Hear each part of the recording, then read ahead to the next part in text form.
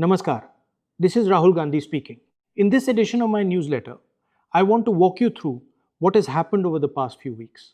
Students across India have risen up against an education system that quashes their hopes. In Delhi, on the 20th of July, students marched peacefully and faced lathi charge, tear gas, and pellet guns. Education Minister Dharmendra Pradhan resigned. That resignation is a victory, but it does not end the fight for justice. Paper leaks are destroying young lives. Since 2014, 152 paper leaks have affected 7.5 crore students and their families.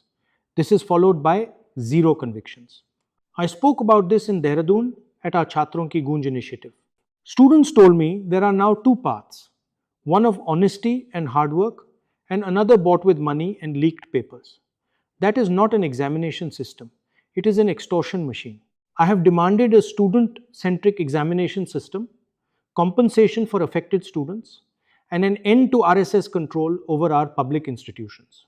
On the 20th of July, students came to Delhi to demand a fair and accountable education system. Instead, they were met with brute force. The opposition marched to the Prime Minister's residence to demand answers. Delhi police detained peacefully protesting members of parliament, including me. We stood with the students then and we stand with them now. I called for Dharmendra Pradhan's resignation. I also called for those responsible for the violence to be held accountable. The assault on students is a stain on our democratic country. I met Sahil Lochab, a 19-year-old youngster injured by police pellet fired during the Delhi protest. I stood with him as he fights for justice. I also visited Mohammad Irfan at his home in Delhi. Their courage shows the promise of our youth.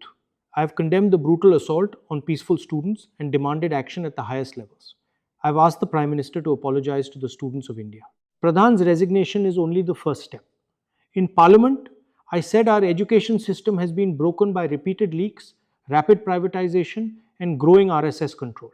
When I held the Home Minister directly responsible for firing on student protesters, the Speaker and the Treasury benches cut me off, switched off my mic, and adjourned the House. Afterwards, at a press conference, I said what I had been prevented from saying in the Parliament. I demanded Amit Shah's resignation and insisted that justice will remain incomplete until everyone responsible for police brutality is held accountable. I have also been with students in other ways.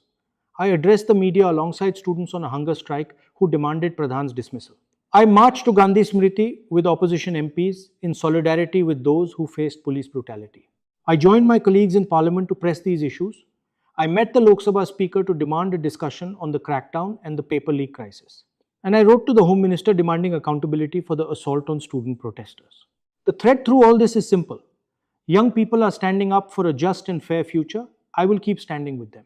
We will press for full accountability, for compensation, and for reforms that restore trust.